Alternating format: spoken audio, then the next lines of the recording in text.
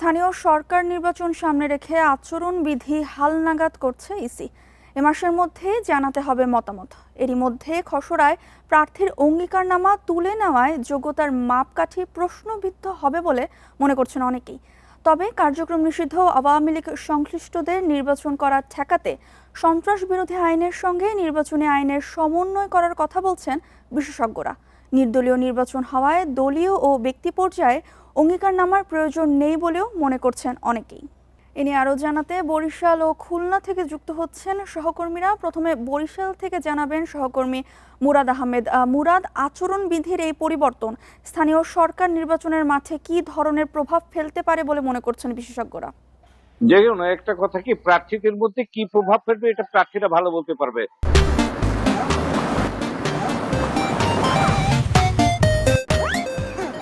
কিন্তু খালি চোখে যেটা দেখা যায় যে অঙ্গীকার করে নোটারি করে মিথ্যে কথা বলার প্রবণতা অন্তত ভোট থেকে বিদায় হবে।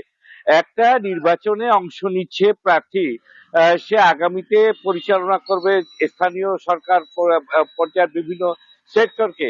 সে যদি নোটারি করে মিথ্যে কথা দেয়, হ্যাঁ, তাহলে তার না দেয়া ভালো। অর্থাৎ নির্বাচন থেকে প্রথম একটা জিনিস বিদায় হচ্ছে, সেটা হচ্ছে মিথ্যে কথা। আপনারা জানেন যে স্বর্ণের ভরি বরিশালে 2000 টাকা দেখানো হয়েছিল এর আগের নির্বাচনে।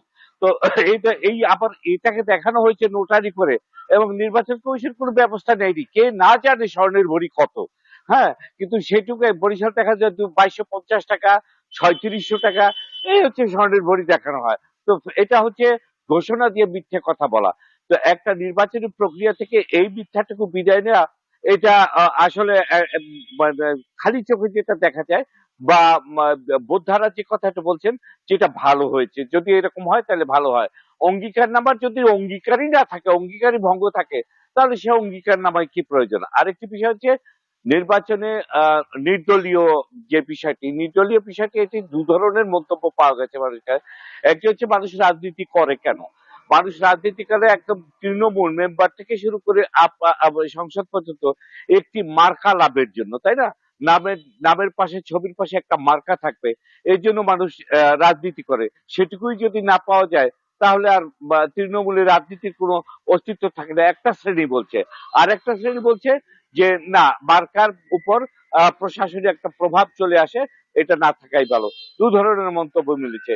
পোস্টারের ক্ষেত্রে যেটা হয়েছে, সবাই রাজি যে এই একটা যন্ত্রণা থেকে মুক্তি পাওয়া যায়। মাইকের ক্ষেত্রে যেটা হয়েছে, যত কমাই পারা যায় মাইক, তত আরো যেন ভালো। এই সবকিছু মিলে একটা মিশ্র প্রতিক্রিয়া সব জায়গায় রয়েছে। তবে যে কথাটি বলা হচ্ছে যে আসলে নির্বাচনী প্রক্রিয়া থেকে যেন মিথ্যা বিদায় হয়, কোন রকম যা বলবে তাই বলবে। একটা মাত্র ক্ষেত্রে আমরা দেখি যে মামলা যা রয়েছে সেটা তারা উল্লেখ করে, কারণ মামলা নথিপত্রে কে কোথায় থেকে জমা দেবে, আপনার নমিনেশন বাতিল হয়ে যাবে। এই সমস্ত মানে কথা মিলিয়ে এখন যে প্রস্তাবনা এসছে সংস্কারের, এটা আসলে আপাতত একটা ধূম্র জলের মধ্যে আছে। মানুষ কিন্তু এক পক্ষের কোন কথা বলছে না, এটা দুপক্ষ তিন পক্ষের মতো মন্তব্য পাওয়া যাচ্ছে। এই হচ্ছে এখানকার সর্বশেষ তথ্য। মুরাদ, আপনি আমাদের সঙ্গেই থাকুন। এবার খুলনা থেকে যুক্ত হচ্ছেন সহকর্মী AHM শামীমুজ্জামান। শামীমুজ্জামান, বিশেষজ্ঞরা কেন বলছেন এতে প্রার্থীর যোগ্যতা যাচাই প্রশ্নবিদ্ধ হতে পারে?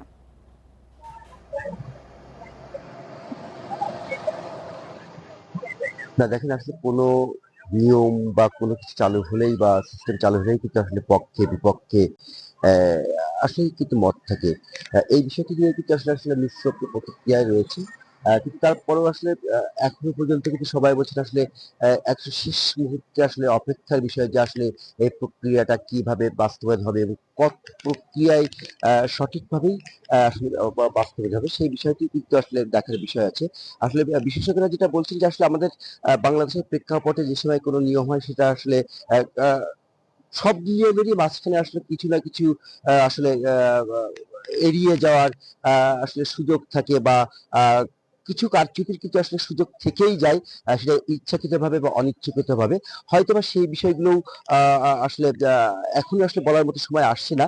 একদম শেষ প্রক্রিয়ার পরে হয়তোবা বলার সময় আসবে। আমার পরিষদের সহকর্মী যে কথাটি আসলে বলছিল, আমরা কিন্তু আসলে বিগত দিনেও যে দেখেছি যে হলফনামায় প্রার্থীরা যে তথ্য দেন, অনেক প্রার্থীর ক্ষেত্রে কিন্তু আমরা দেখেছি যে সেই হলফনামার তথ্যের সাথে আসলে বাস্তবতার আসলেই মিল থাকে না। আসলে যাই কিছু হয় সবকিছু কিন্তু আসলে কাগজে কলমেই সীমাবদ্ধ থাকে। তাও সেই বিষয়টি কিন্তু আসলে বিশেষজ্ঞরা বলছেন যে এবার যাতে সেরকম না হয়, বা সেরকম হতে পারে সেরকম শঙ্কাও কিন্তু অনেকেই করেছে। আরেকটা বিষয় একটু বলে রাখি, খুলনা জেলাতে যে স্থানীয় বা পরিষদ যে পর্যায়ে যে সরকারগুলো রয়েছে, এটা আসলে সব মিলে খুলনাতে কিন্তু একটি সিটি কর্পোরেশন রয়েছে, দুটি পৌরসভা রয়েছে, ৬৮টি ইউনিয়ন রয়েছে এবং সব মিলে ৯৯টি ওয়ার্ড রয়েছে।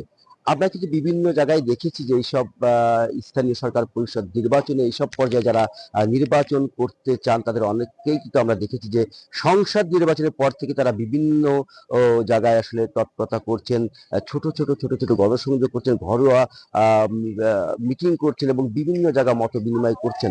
যদিও এখনো পর্যন্ত সেই যে তেমন আকারে আমরা দেখিনি, তবে ক্ষুদ্র ক্ষুদ্র পরিসরে অনেকেই করছেন। আরেকটা বিষয় হচ্ছে প্রতীকের যে বিষয়টি আসলে তারা বলছেন যে সপক্ষে বিপক্ষে দুই ধরনের প্রতিক্রিয়াই পাওয়া গেছে, দুই ধরনের কথাই বলছেন, মিশ্র প্রতিক্রিয়া রয়েছে। আসলে সবকিছুরই কিন্তু পক্ষে বিপক্ষে দুই ধরনের প্রতিক্রিয়া আসলে পাওয়া যায়। তবে শেষ মুহূর্তে আসলে আহ, আমাদের একদম শেষ মুহূর্ত পর্যন্ত অপেক্ষা করতে হবে যে আসলে এর ফলাফল আসলে কি হয়। তো এই ছিল আমার কাছে সর্বশেষ তথ্য। খুলনা ও বরিশাল থেকে বিস্তারিত জানাচ্ছিলেন আমাদের সহকর্মীরা।